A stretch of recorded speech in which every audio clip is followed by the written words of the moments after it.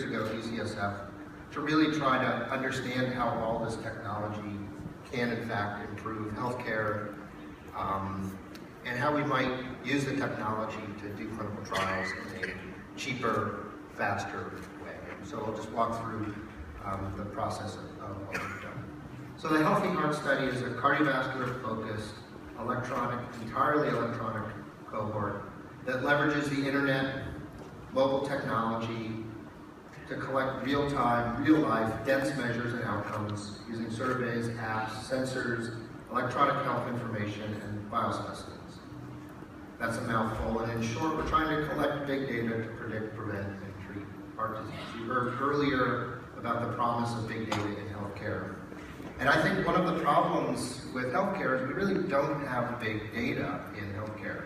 Genomics aside, medical records, on average, patients come to the doctor once or twice a year, and the medical records are generally a billing engine and not necessarily a data collection engine. So we set out to try to leverage technology to collect big data. And we really have four main goals in doing this Healthy Heart Study. The first was to try to develop infrastructure and technology to do clinical trials and clinical research much faster, much cheaper, and in a much larger way. Our goal is to enroll 1 million people over the next 3 years to collect this kind of data. Most of you in the room understand the cost of doing clinical research these days. This is now data from 2011, so this is now old. But it costs between $15,000 and $45,000 per person in a clinical research study to get something done. So that's just incredible and not sustainable. This is a result of a lot of things, but one of the main problems is that you need a physical study center. I'm conducting a large multi-center trial that's been going on for about 4 years to try to prevent sudden cardiac death after a heart attack. And we've been doing this study, as I say, for 4 years. We've enrolled about 1,500 people of the 2,000 required, and it takes 90 study centers around the world to enroll these 2,000 patients. It's incredibly expensive and inefficient. It should be no surprise to anybody in this room that the adoption of technology is just exploding.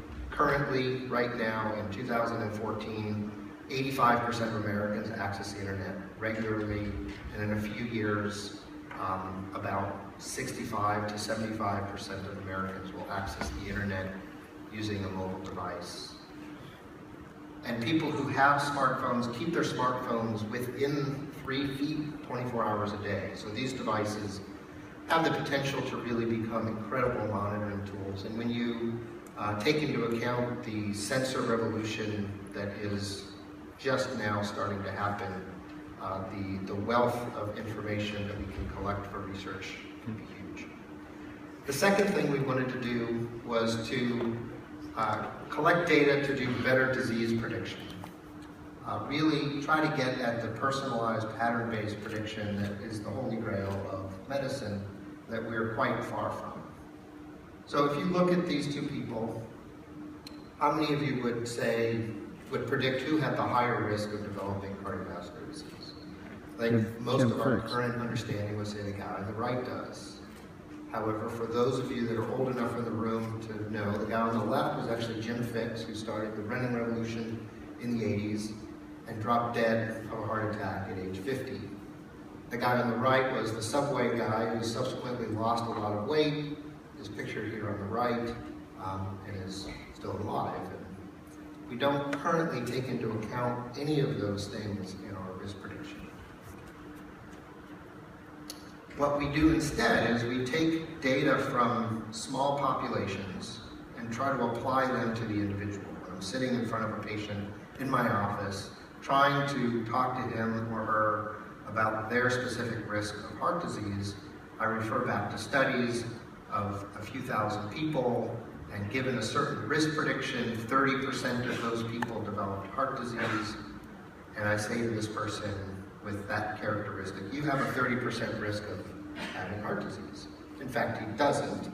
It's sort of a weird way of applying population risk, but it is what we do, and it is the current state of the art. What we do is we add up a number of factors that were identified in that population. We look at their age, we do this, go across this little table and say, you have a 4% risk of developing heart disease over the next 10 years. And that risk is assumed to be static. And we base treatment decisions based on that static risk at that moment in time.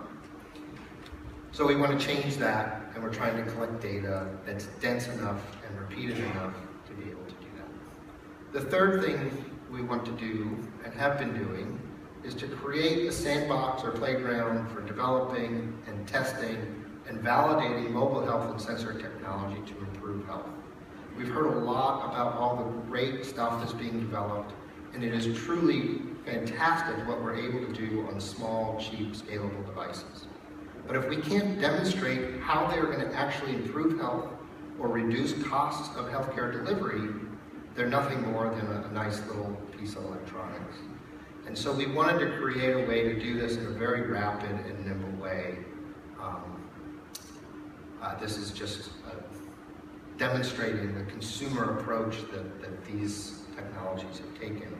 And it's wonderful from an engagement standpoint, but we really need to go to that next step of understanding how it's going to improve healthcare. And the poor Fitbit's been picked on a lot this morning. But this is data from our study. We have about 600 people who bought Fitbits. They went out and had the initiative to buy Fitbits in our study. We have about a year's worth of data on them. And this is exactly what happens. You see their steps don't actually increase over time. They decrease slowly over time. And then about 6 months, most people stop using it. And it doesn't really improve their health, this device in and of itself. And then lastly, we wanted to develop an infrastructure to play around with new disease management and delivery systems and strategies. You heard a lot about this in the last talk by Dr. Green, and we wanted to be able to collect and have enough connected people that we can very rapidly determine whether these kinds of new delivery and management strategies can reduce costs. A couple of examples that are ongoing that we're doing. So about 4 years ago, we developed at Ucsf a very successful program to reduce heart failure admissions once they left the hospital. We were written up in all sorts of the best medical literature, like the New York Times, for example. The problem with this is that it takes an army to do this. In fact, there's a little, when we're on the inpatient service, we call it Saving Private Ryan, because it takes an army of people to make this work, and it's clearly not scalable and clearly does not reduce costs. We've started a project with Sensely, who I know is here at the meeting, to try to digitize this very successful program and make it scalable. And in the coming month, we'll be starting a randomized trial to really determine whether this type of approach is scalable and as effective as an in-person approach.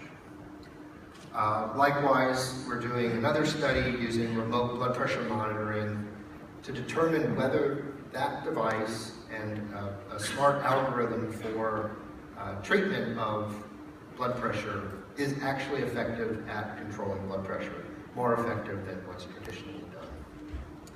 So the strategy we've taken is that of non-traditional sources of recruitment. We don't have study centers. The only study center is at UCSF, where we have our own patient cohort for validation in-person studies. But we have totally decentralized enrollment and management. We do data collection through electronic virtual visits, sensor integration. We've deployed and developed several mobile apps to do measurements, and we integrate with people's personal health record and some EMRs. We do biospecimen collection. We have a novel way to do outcomes ascertainment, which is critical in a rigorous epidemiologic study like we've tried to produce. And we've taken new approaches to the consenting and IRB approaches. One of the novel ways we have of enrolling patients in this study is through a partnership with the American Heart Association. And in the coming months, we'll leverage their reach to pull people into the study.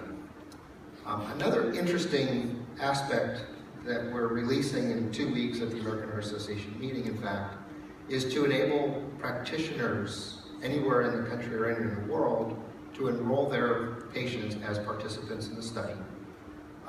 In a very simple way, they can create their own landing page that's personalized for their patients to see that their doctor wants them to enroll in the study.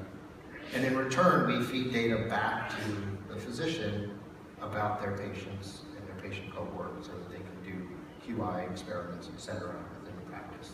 We're very curious to see how this works, but we're excited about it. We take consenting and privacy extremely serious. This is a UCSF IRB sanctioned study. We have an NIH certificate of confidentiality, which means the data can't be subpoenaed.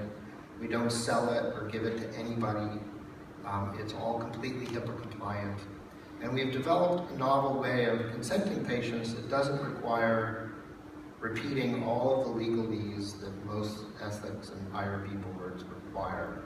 Instead, our IRB has been very forward-thinking and allowed us to do very simple, plain language consenting with reference to the legalese in other documents. In fact, it's more streamlined than most end-user license agreements that you sign up for when you use any software.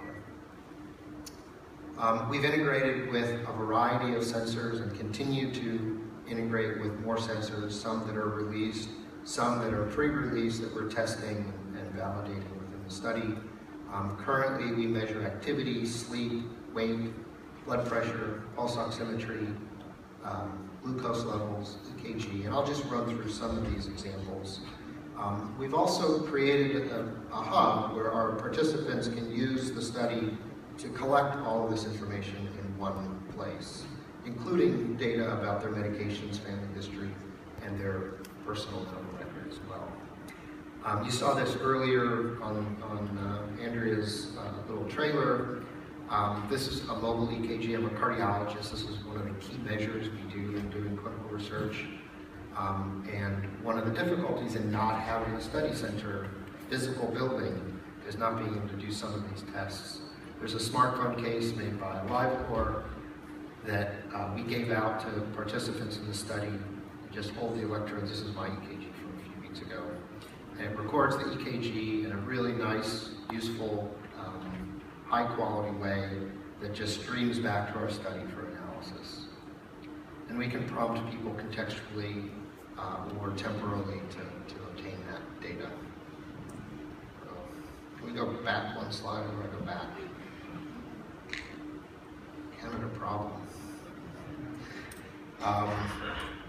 What that was, if you could see it, it's really cool. It's a little patch, a little disposable patch that